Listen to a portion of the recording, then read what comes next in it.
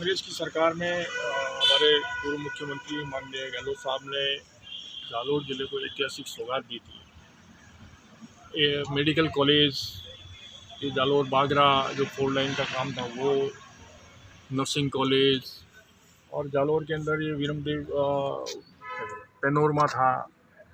जालोर दुर्ग पर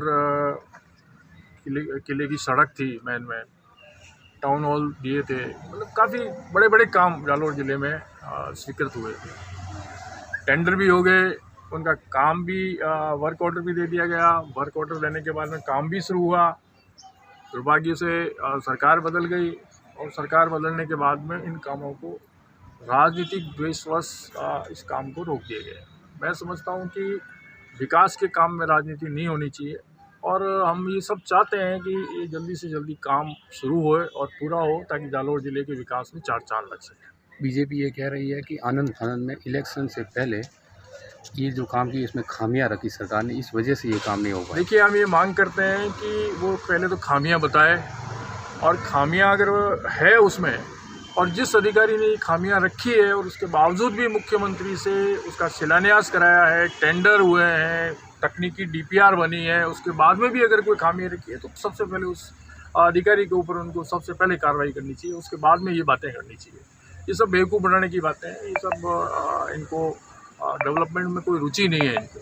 आपने देखा होगा पिछले 20 साल के अंदर इनका MP है, 10 साल से इनका MLA है, 10 साल से नगर पालिका का बोर्ड है। इसके बावजूद भी जालोर शहर की स्थिति क्या है? सांसद रहे 20 साल तक, एक भी कोई उपलब्धि अपनी बता नहीं सकते। 10 साल से ये MLA हैं यहाँ।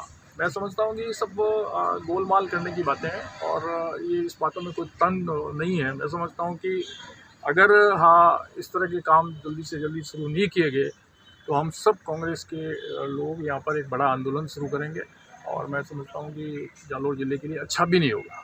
शहर में इसलिए हम मुख्यमंत्री से, कलेक्टर के माध्यम से ये मांग करने आए हैं कि कम से कम इन कामों को जल्दी से जल्दी शुरू कराएं। शहर में कई तरह की समस्या है, सड़कें पूरी तरह से खराब है, पानी का हम यही बात कर रहे हैं कि इसको पिछले 10 महीने हो गए, सरकार आए हुए 9-10 महीने हो गए, उसके बावजूद भी आपने शहर की स्थिति देखी खराब।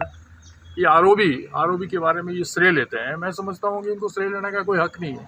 अगर श्रेय लेना था तो इनको स्वीकृत करनी थी इनकी केंद्र सरकार 10 साल से है।